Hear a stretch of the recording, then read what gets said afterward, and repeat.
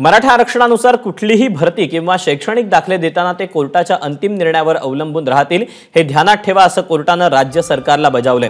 मुंबई हायकोर्टानं राज्य सरकारला तसे स्पष्ट निर्देश दिलेत। मराठा आरक्षणाविरोधात सदावर्तेंनी दाखल केलेल्या याचिकेवर सुनावणी मंगळवारपर्यंत तहकूब करण्यात आली। राज्य सरकारनं नव्यानं जाहीर केलेली भरती प्रक्रिया आणि शैक्षणिक दाखल्यांच्या जाहिरातींविरोधात डॉक्टर जयश्री पाटील यांनी हायकोर्टात रीट याचिका दाखल केली। भरती प्रक्रिया सुरू केली म्हणजे नियुक्त्या किंवा दाखले दिले असा त्याचा अर्थ होत नाही असं महाधिवक्त्यांनी कोर्टात म्हटलं। या याचिकांवरही इतरांसोबत सुनावणी घ्यायची की तातडीच्या दिलाशांकरता स्वतंत्र सुनावणी घ्यायची याचा निर्णय आता पुढच्या आठवड्यात होणार आहे।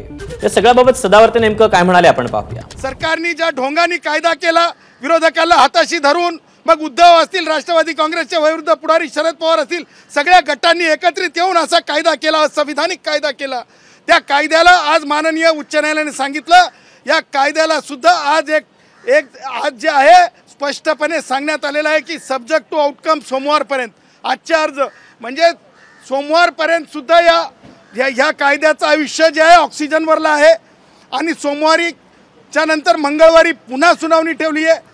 आपण याबद्दलचे अधिकचे अपडेट जाणून घेऊयात। अमेय राणे आपल्यासोबत आहे। अमेय, खरं तर कोर्टानं महत्त्वपूर्ण असे हे निर्देश दिलेले आहेत मराठा आरक्षणासंदर्भात। आपण सदावर्तेंचा देखील वाईट ऐकला। आज कोर्टामध्ये नेमकं काय घडलं आणि कोर्टानं दिलेल्या या सगळ्या निर्देशांकडे कसं पाहायचं? दीपक, आस्ते कदम हा एकच सूचक इशारा हायकोर्टानं राज्य सरकारला दिलेला आहे की भलेही तुमच्या प्रक्रियेला किंवा कुठल्याही कार्याला आम्ही अडथळा किंवा स्थगिती देत नाही आहोत, परंतु ज्या काही नियुक्त्या किंवा जे वैद्यकीय शिक्षणाचे असतील किंवा सरकारी नोकर भरतीतल्या कुठल्याही गोष्टी असाल त्या तुम्ही करा, परंतु ते सर्व कोर्टाचा जो अंतिम निकाल याबाबत येईल त्याच्याशी सहमत असतील। जर आम्ही या संदर्भात कुठलाही निकाल उद्या दिला तो तुमच्या भरती प्रक्रियेला आणि ॲडमिशन प्रोसेसला सुद्धा लागू राहील असं हायकोर्टाने स्पष्ट केलं आहे। या संदर्भात 10% मराठा आरक्षणाला विरोध करत आणि त्याच्या समर्थनार्थ अनेक जनहित याचिका हायकोर्टात यापूर्वीच दाखल झालेल्या आहेत।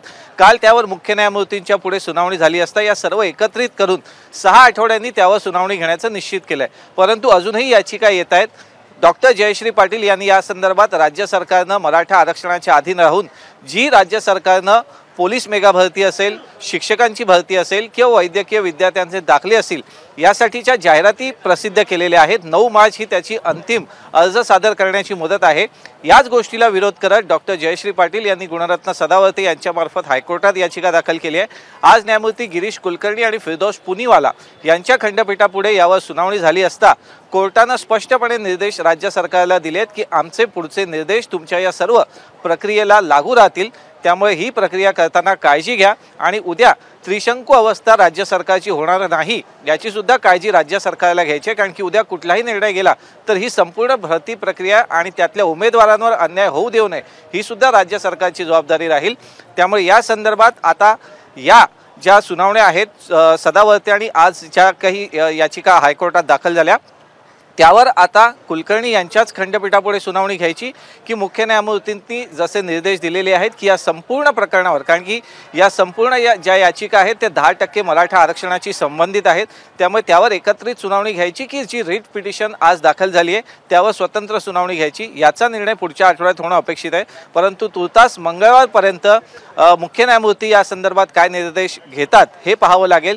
त्यावर सदावर्तेंची याचिका ही इतर जनहित याचिकांच्या सोबत सुनावणीसाठी येते की यावर हा जो तातडीचा दिलासा राज्य सरकारनं प्रसिद्ध केलेल्या भरती प्रक्रिया आणि वैद्यकीय शिक्षणाच्या जाहिरातींच्या विरोधातली याचिका यावर स्वतंत्र सुनावणी चालू द्यायची हे पुढच्या मंगळवारपर्यंत स्पष्ट होईल। परंतु आजच्या सुनावणीत राज्य सरकारला हायकोर्टानं एक थेट इशारा दिलेला आहे की जी काही भरती प्रक्रिया आणि विद्यार्थ्यांची प्रवेश प्रक्रिया तुम्ही राबवाल ती अंतिम हायकोर्टाच्या निर्णयाच्या अधीन राहील हे ध्यानात ठेवा।